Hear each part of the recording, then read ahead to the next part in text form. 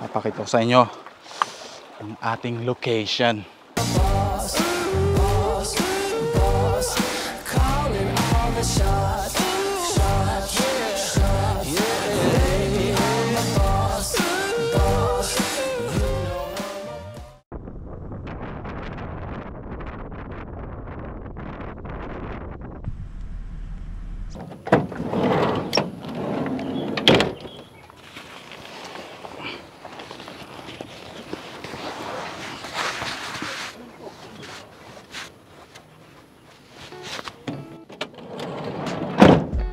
So, nandito ulit tayo sa gala. Gala na naman. Actually, meron akong isang lugar dito na gustong balikan kasi back in, I think, ilang taon na ba yan? 5 years or 6 years ago, may isang lugar dito na ang gandang kuhaan ng picture. Kaya lang, meron lang siyang access kapag mababa yung yung tubig. Kapag mataas, mahirap siyang puntahan. So yeah, yung pupuntahan natin ngayon. At siguro, I don't know, siguro pwede tayo magpalipad ng drone dito. Check natin kung may mga tao ba doon. Pero actually, yung sa pupunta natin, kagaya ng sabi ko, mahirap siyang i-access. Kaya, yeah, check natin.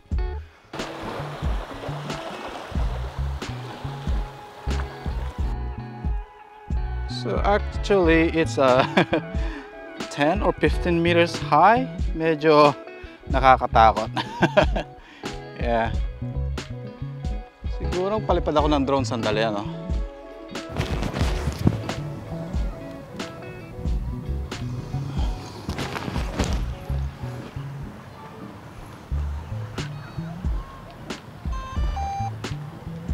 The home point has been updated. Please check it on the map. Take off.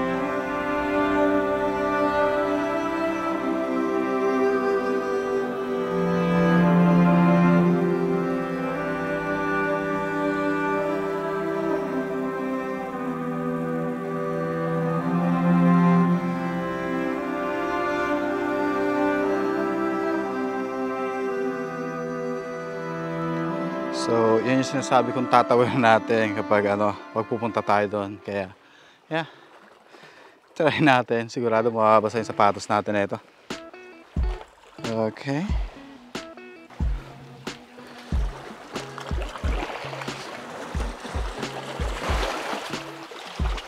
Okay. Basa yung ating sapatos. Not good. So doon sa pupuntahan natin, sayang kasi naunahan tayo. Meron doong naliligo at doon sila nag-stay sa pagsusyutan sana natin.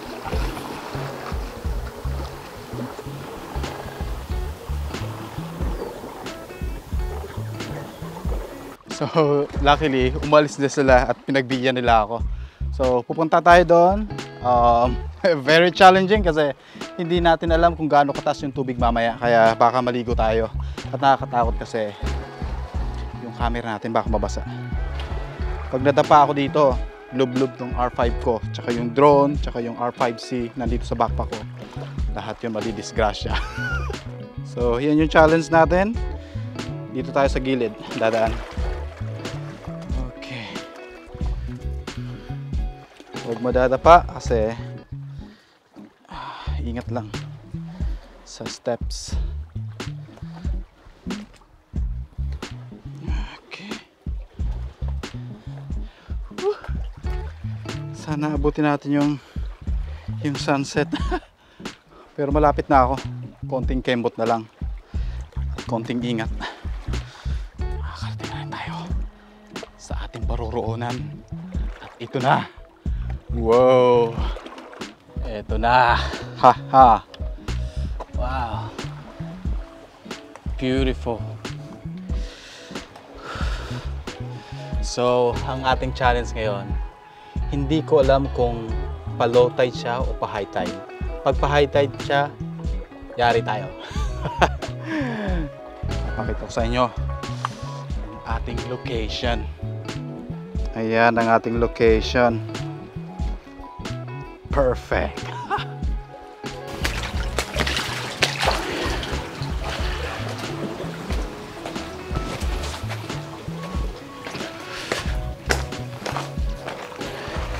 Yeah. Let's do it. Wow, blown out. Look at that. So beautiful. So sana, ang wish lang natin, hindi agad matabunan ng clouds yung ng clouds yung araw para lumubog siya ng maganda.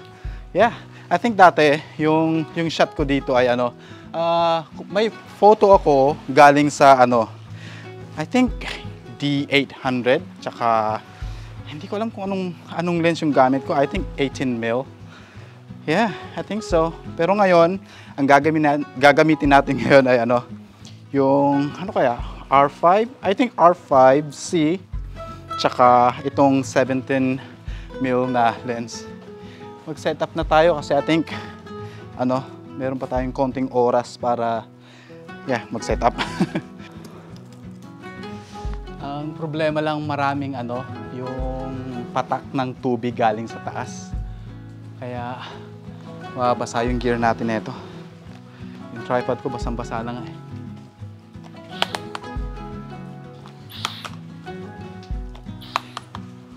Wow. Mukhang magiging successful ang ating ngayon seascape. Okay. Dito ko lang lalagay ito. Ano kayang magandang kuha?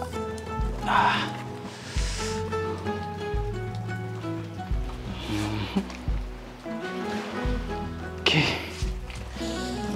Paano ba ito? Ayan.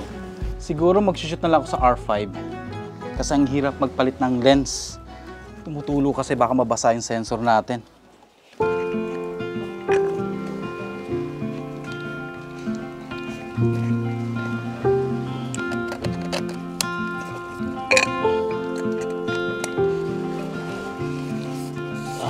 So na-manage natin makapalit ng lens. Okay. So R5C. Ito yung pamba-vlog natin after this. So may dada on a boat. I need to take a photo. That we met, you're worth the wait. This could be the best thing that I'll ever. So okay, nagba-vlog tayo sa sa R5C. Ito yung setup natin. R5, medyo madilim dito pero yeah. I think we have a nicely composition here. And we'll take a photo. On the concrete steps. We watch the sun as it slowly crept. Ang init. So, hihintayin lang natin na yung araw mag-set. And then we'll take another photograph again. Sarap sana dito magpalipad ng drone kaya lang tumutulo. Ako mabasa yung drone ko. So, sa lugar nito, nakakatakot kasi Nakakabiglang yung gumiba, yung taas na ito. May mga nagpa-follow po doon.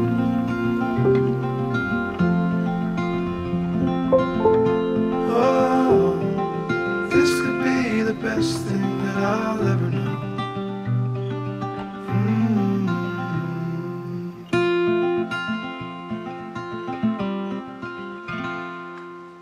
Cool.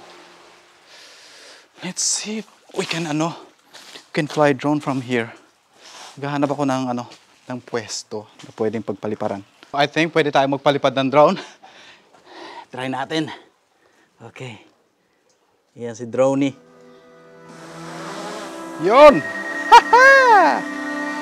Lagyan natin size.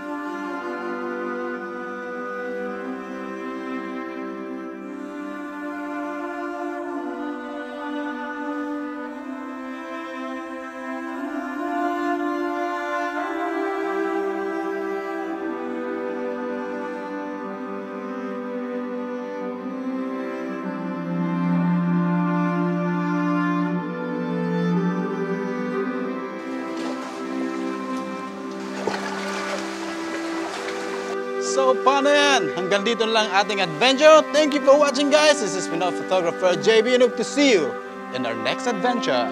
See ya!